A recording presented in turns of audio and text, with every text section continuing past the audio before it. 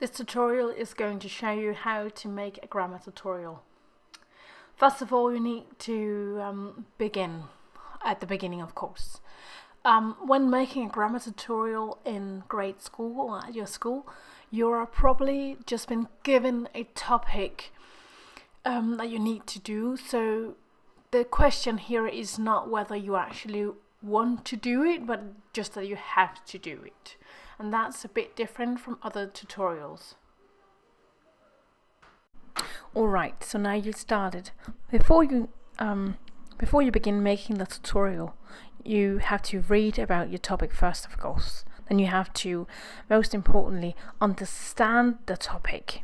If you do not understand the topic correctly or thoroughly, you won't be able to teach anyone else about it. Then you have to define the most important parts or content about the grammar stuff that you've been given. Let's say it's verbs. Then what is the most important things that you want to teach others about verbs? If you do not define this, it won't be easy for you to make a tutorial. Then you think about the expression. So how do you want it to look? Do you want it to be a tutorial like this? That's been this is just a piece of paper what I've in Paint I've corrected and taken away stuff and parts, and then in the end I've just taken one step at a time and shown you this. You could also make a sketch note, writing it, filming the writing. You could do in a sketch note on the iPad if you've got one, or you could of course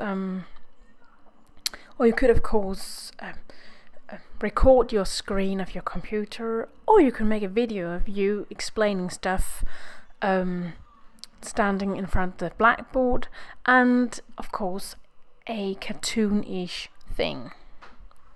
Then you have to keep it simple. If you do not keep it simple, people won't be able to understand it right. It will be too complex for people to understand. And you really have to think about the graphics. They have to be graphic. If there's not any graphic, it's hard for you to understand. And now you are going to plan your work thoroughly. You have to make a storyboard, but you also have to plan what you want to record, what you want to scan, what you want to just draw or make a screenshot of, or just pictures. And then as you do your storyboard, and the most important part is that you, in the end of such a tutorial, you have to make a sum up, where you make bullets saying what is most important. And now you're finally at the phase where you have to record your tutorial.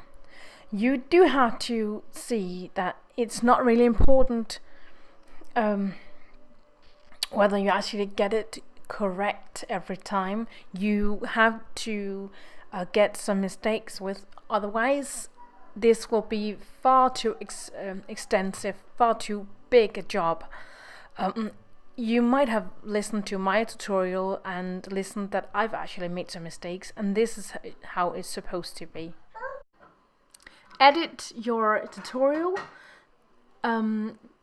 Don't cut out all of your mistakes like her you just heard in the background, and then publish.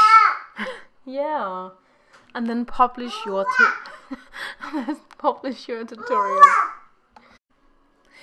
This is just a sketch of my work paper, so you can actually see my process. It's actually on one page, and you can do that too. It was not confusing to me, but it depends. You might want to have more than one paper, pieces of paper, with your process.